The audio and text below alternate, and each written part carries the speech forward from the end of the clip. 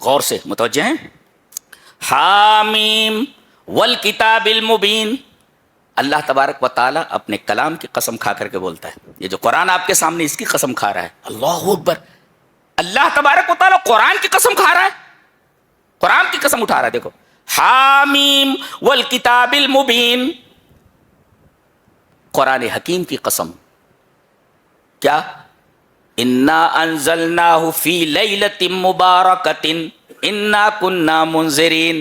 ہم نے اس کتاب کو, جس کی ہم قسم کھا رہے ہیں, قسم اٹھا رہے ہیں جس کی, قرآن کی, ہم نے اس کو ایک مبارک رات میں نازل کیا ہے. یہ وہی رات ہے, 5 طاق راتوں میں سے ایک رات ہے.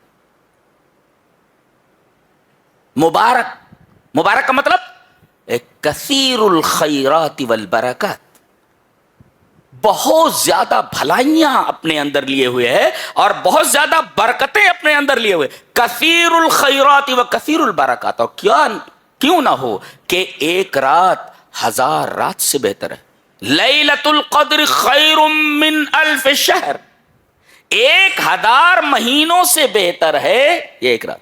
لیلۃ القدر خیر من 1000 شہر. ایک رات 1000 مہینے سے بہتر ہے. اس سے زیادہ برکت والی رات اور کیا ہو سکتی ہے؟ آدمی کو اپنی زندگی بھر سے زیادہ نیکیاں اس ایک رات میں حاصل ہو سکتی. اللہ تبارک تعالیٰ نے قرآن کی وجہ سے اس رات کو اتنا بابرکت بنا دیا, تو قرآن کتنا بابرکت ہوتا ہے اندازہ لگائیے. قرآن کا محل ہے کیا یہ مبارک رات, ظرف ہے. قرآن اسی رات میں نازل ہوا ہے, اور قرآن کے اس رات میں نازل ہونے کی وجہ سے اس رات کا رتبہ اتنا بڑھ گیا کہ یہ اتنی برکت والی رات ہو گئی کہ ایک رات 1000 مہینے سے بہتر ہے. اگر اتنی برکت والی یہ رات اس وجہ سے ہوئی کہ اللہ نے قرآن حکیم کو اس رات پہ نازل کیا, تو اندازہ لگائیے جو چیز نازل ہوئی ہے وہ کتنی بابرکت ہوگی. لہذا بار بار آتا ہے ہذا کتاب انزلناہ مبارک, یہ کتاب جو ہم نے نازل کی تمہارے اوپر بابرکت کتاب ہے. لہذا اگر برکتیں چاہیے تو اپنے گھر کو قرآن حکیم کی تلاوتوں سے, اس کے تفہم سے, اس کے تدبر سے آباد کرو. نبی کریم صلی اللہ علیہ وسلم ایک دفعہ ایک گلی سے گزرے, آواز سن کر ٹھہر گئے. مسلم شریف کی روایت ہے. آواز دیکھا تو ابو موسیٰ اشعری اپنے گھر میں قرآن حکیم کی تلاوت کر رہے ہیں. آواز بہت پیاری تھی, عرب ہیں, زبان ہی عربی ہے, قرآن حکیم بہت خوبصورت پڑھتے ہیں. ابو موسیٰ اشعری نبی کریم صلی اللہ علیہ وسلم تاریک گلی میں کھڑے ہوئے, تنہا کھڑے ہوئے اس گلی میں, اور گلی مکمل تاریک ہے. پہلے ایسا تھوڑی تھا کہ پولس لگے ہوئے ہیں, ان کے اوپر لائٹس ہیں اور چاروں طرف اجالا ہے. گلی تاریک ہے, اس میں وہ ہستی کھڑی ہوئی ہے اندھیرے میں, جس ہستی کے اوپر وہ کلام نازل ہوا ہے. اور جب تک ابو موسیٰ اشعری پڑھتے رہے تب تک ہمارا نبی اس تاریک گلی کے اندر کھڑا رہا.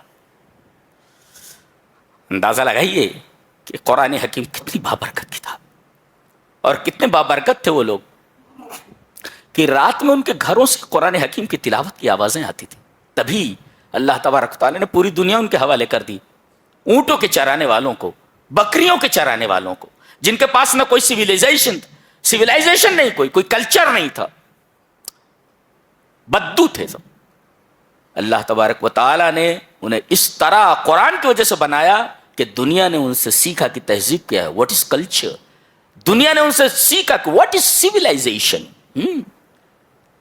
دنیا نے سیکھا کہ تمدن کیا ہے, انہوں نے بتایا دنیا کو کہ تہذیب کیا ہوتی ہے, اسٹائل آف لیونگ کیا ہوتی ہے, جینے کا طریقہ کیا ہوتا ہے, وہ بتایا انہوں نے.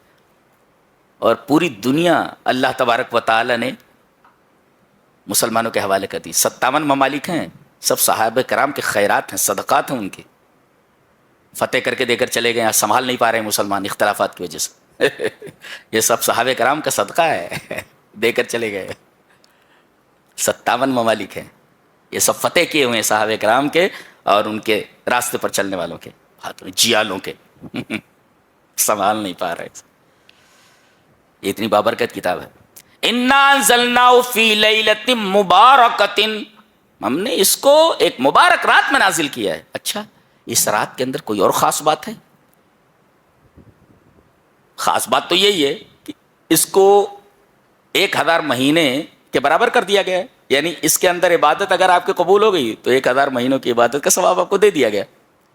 और दूसरे, फीहा युफरक़ु कुल्लु अमरिन हकीम, इस रात में हर हकीमाना फैसला किया जाता है। अच्छा, तकदीरें होती हैं। तकदीरें बुनियादी तौर पर 4 हैं। एक तकदीर शामिल, जामे, शामिल जमील मखलूक़ात, 50,000 साल पहले ज़मीन और आसमान के पैदाइश से अल्लाह तबारक तआला ने जो तकदीर लिख दी वह तकदीर शामिल है। और उसके बाद सालाना जो तकदीर होती है, तकदीर हौली, तकदीर हौली सालाना जो होती है वो इसी रात में होती है। किसको अगला रमज़ान नहीं मिलना है वो बता दिया जाता है मौत के फरिश्ते को।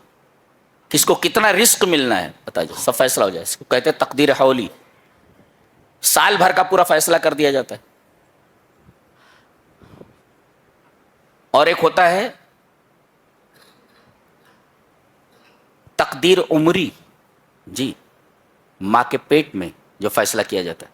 फरिश्ता कहता है, अल्लाह कहता है लिख, फरिश्ता पूछता है रब्बे ताला क्या लिखूं? कहा कि लिख, इसको रिस्क कितना मिलने वाला है लिख दे, उससे ज्यादा नहीं मिलता। मरेगा कब ये भी लिख दे, जन्नत में जाएगा कि जहन्नम में जाएगा लिख दे सब अभी से। यह है तकदीर उमरी। एक तकदीर है तकदीर शामिल, वो जमीनों और आसमानों की तख्लीक से 50,000 साल पहले लिख दी गई है एक। और दूसरे, मां के पेट में जो तकदीर लिखी जाती है तकदीर उमरी है 2। और एक तकदीर हौली सालाना जो तकदीर होती है वो लिखी जाती है इसी रात को। फिया युफरक़ु कुल्लु अमरिन हकीम, लिख दिया गया है कि जो लोग यहाँ कुछ बैठे हुए हैं इनमें से किन किन को यह महीना नहीं मिलने वाला है, हमारी तरफ आने वाले हैं। अल्लाह। और एक तकदीर यौमी, दिन की तकदीर है, दिन में किसको क्या मिलने वाला है। ये 4 किस्म की तकदीर है। फीहा युफरक़ु कुल्लु अमरिन हकीम, और ये अमरम मिन इंदिना, ये हमारी तरफ से अमर होता है, ये हमारी तरफ से अमर होता है।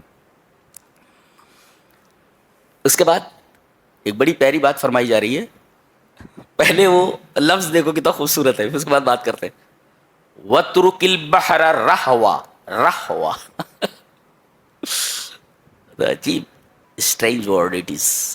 वतरुकिल बहरा रहवा, लफ्ज एक है, माना 2 है। रहवा का मतलब होता है जारियन, साकिनन व मुनफरिजन, 2 माना। साकिनन मुनफरिजन क्या मतलब? हजरत मूसा अलैहिस्सलाम को हुक्म हुआ कि असा को दरिया पर मारें, ठीक है। अब जैसे ही आपने असा को दरिया पर मारा, पानी 2 हिस्सों में बट गया और पहाड़ की तरह खड़ा हो गया। पानी पहाड़ बन गया। पानी पत्थर बनता है क्या? अब पानी को पत्थर बना दिया गया, कत्तौदिल अज़ीम, और बीच में रास्ता बन गया, ठीक है, रास्ता बन गया। अब हजरत मूसा अलैहिस्सलाम बनी इसराइल को लेकर इसी रास्ते से उस पार चले गए। अब मूसा की तमन्ना क्या होगी? मूसा की तमन्ना यही थी कि पानी अपनी असली हालत पर आ जाए, एज इट इज हो जाए, है ना, ताकि फिरौन हमारा पीछा करते हुए इसी रास्ते से हमारे ऊपर हमला ना करे। तो तमन्ना क्या थी कि ये रास्ता मिल जाए, एज इट इज हो जाए। अल्लाह ने फरमाया नहीं, ऐसा मत।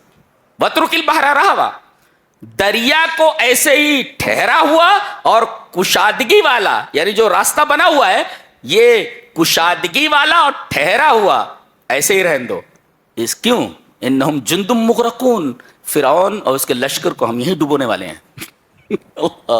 ये रहवा का लफ्ज़ बड़ा अजीब गरीब है। रहवा, रहवन ऐसा किनन व मुनफरिजन, ठहरा हुआ और कुशादगी वाला, रास्ता बना हुआ।